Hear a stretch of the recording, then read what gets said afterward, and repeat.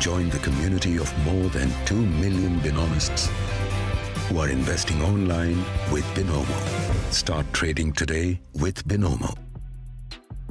Reacting to the big development on Friday morning when Prime Minister Modi announced the repeal of the 3 contentious farm laws, Bharatiya Kisan Union leader Rakesh Tikait reiterated that the protests will continue until the government makes good on its word in the winter session of Parliament.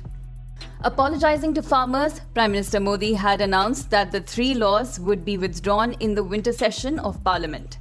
Tikait stressed that the protesting farmers who have been camping at Delhi's borders since November 2020 would return to their homes only after the decision is duly passed by the Parliament.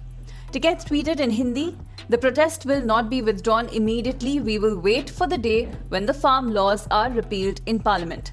Along with MSP, the government should talk to farmers on other issues too."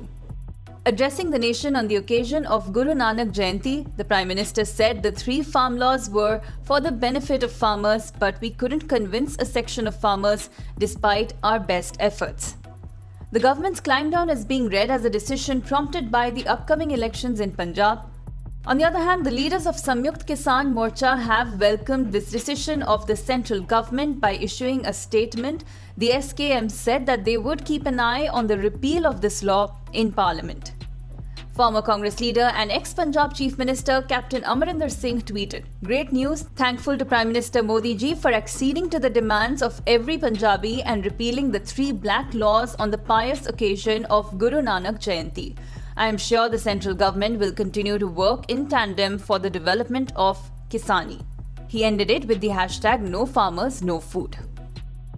Subscribe to One India channel and never miss an update.